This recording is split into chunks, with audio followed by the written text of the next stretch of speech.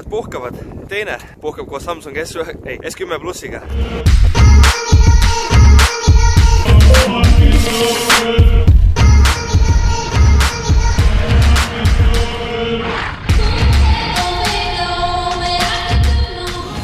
Mõnikord on imelik, kui sul on õues on 0 kraadi, 5 kraadi ja järsku sa tuled Saksamaale ja sul on pluss 18 kraadi, no olgu. Kõrgemad jõud usaldasid mul 128 gigabaidise valge Samsung S10 Plussi. Ma võin öelda, et see on tegelikult päris ilus telefon. Telefoni ekraan on ka ise võrdlemisi suur, nimelt 3,4 tolli, aga kuna tema ekraan on niivõrd äärteni venitatud, siis tegelikult telefoni korpus ise, ta on vähemalt minu jaoks väga-väga käepärane. Suur telefoni ekraan vajab võistavad ka suurt akut ja just sellepärast on Samsung enda S10 Plus telefoni pannud tervelt 4100 mAh aku. Samsung on sarnaselt Huawei Mate 20 Prole lisanud oma telefonile tagurpidi juhtmevaba laadimise võimekuse. Ehk siis sa saad sisuliselt laadida sellega enda kõrvaklappe või siis nutikella, kui neil on olemas juhtmevaba laadimine. Telefoni tagaküljelt on kadunud ka sõrmelugeja, mille nüüd Samsung on pannud, nagu moodsale telefonile kohaselt, on pannud ekraani alla. See on natukene teistsugune, sest see töötab ultraheli tehnoloogial, ehk siis see võtab sinu sõrmest võtab 3D kujutse, mitte 2D kujutse, nagu näiteks Huaweidel ja teistel telefonidel. Lisaks on ultraheli tehnoloogial põhineva sõrmelugeja moodul on kõvasti väiksem, kui on see optilise sõrmelugeja puhul. See tähendab, et sul jääb telefoni jaoks jääb sul rohkem ruumi, mida sa saad näiteks ära kasutada, pannes sinna suurema aku. Ja selle sõrmelugeja juures kõige parem osa on tegelikult see, et seda ei pea isegi kasutama, sest näotuvastus töötab niivõrd kiiresti ja niivõrd veatult, vähemalt minu näo puhul. Ainukene muudatus, mis selle näotuvastusega mulle ei meeldi, on see, et erinevalt näiteks Note 9-st pead sa nüüd sarnaselt ka iPhone'ile seda ekraani hakkama üles swipe'ima. See on natukene S10 Plussi kõlarid, nad ei ole küll niivõrd head ja kvaliteetsed, kui olid viimati testitud Razer Phone 2 kõlarid. Aga sellegi poolest, kui sa lähed kuskil ühistransporti, siis ma usun, et sa suudad inimest närvi ajada küll.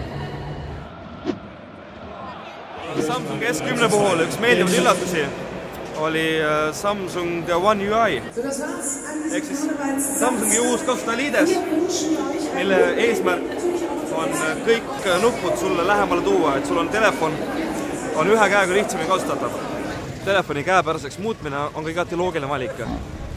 Ainuke asi, mis ei ole eriti loogiline, on see, et miks on Samsung pannud enda power nuppu telefoni paremale küljel võrdlemisi kõrgele. Vähemalt mul on selleni parem käega natuke raske ulatuda. Aga kõike head asja ei saagi elus korraga. Telefonist on olemas ka 512 gigabaidine ja 1 terabaidine versioon, mis siis maksavad vastavalt 1249 ja 1599 eurot. Ma küll ei tea, kellel on vaja niivõrd palju mahtu, aga kindlasti on inimesi, kes ei rahuldu pelgalt välise mälukaardi ostmisega, kellel on vaja rohkem. Eks ju.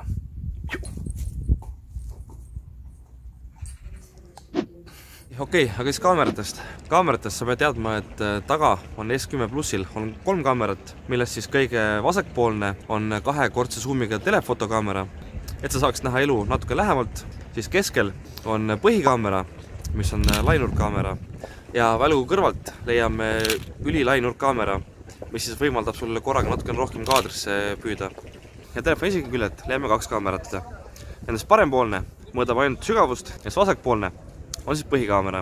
See kõik tähendab, et sinu selfid peaksid olema stabiilsed, kvaliteetsed ja ilusti fookuses. Kaamera puhul on mul 2 asja, mis mulle väga meeldib ja üks asi, mis mulle tegelikult nii väga ei meeldi.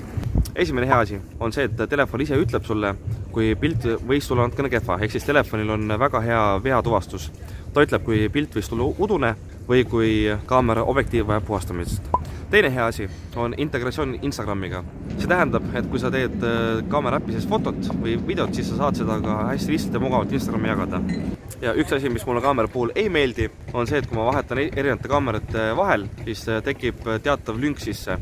oletame, et ma vahetan põhikaamerast, vahetan endale telefotokaamera peale, siis tuleb videosse väike lünk ja see peaks olema sujuvam. S10 Plussi tagakaamera suudab filmida ka 4K resolutsioonis kuni 60 kaadrit sekundis. Ja esikaamera suudab filmida ka 4K-d, nii-öelda siis kõigest 30 kaadrit sekundis. Ühesõnaga, kaamerad on väga võimekad ja mis mulle meeldib kõige enam on see, et Samsungi video stabiliseerimine on tegelikult läinud juba niivõrd heaks, et isegi kui sa oled kuskil metsas ja sa jooksed, saad sa lõpptulemuseks väga sujuvad kaadrid, isegi sedavõrd, et sa võid inimest ära petta, et sa kasutasid tegelikult gimbalit.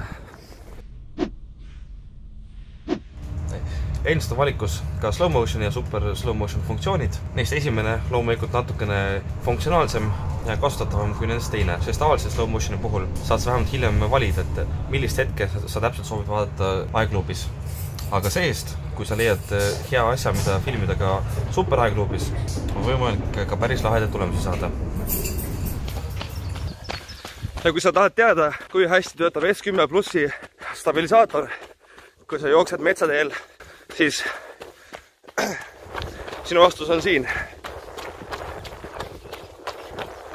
Ja näiteks, kui satud ennast leidmast ühest ilusast kohast ja tahad teha fotot, siis tegelikult telefon isegi soovitab, näitab, et vali see režiim, millel on pead 3 puud, mitte 2 puud, see tähendab, et saad teha ülilainurk võtte ja jäädustada natuke rohkem pildile. Ja kui mingil huvitaval põhjusel peaks sinu hobideks olema hämaruses videode tegemine, siis tea, et S10 Plus kaameraga saad sa endale umbes sellist videosi. Selline siin on ikka täiesti pime, mis pime. Ja ööfotod. Kahjuks sulle ööfotod jaoks eraldi režiimi ei ole, aga välja näevad on sellised. Ja ühes võid olla kindel, et kui ostad endal telefoni, mis maksab 1000 eurot pluss, olgu selleks siis kas Huawei, Samsung, Apple või midagi muud endale, siis sa saad endale väga-väga hea kaameraga telefoni.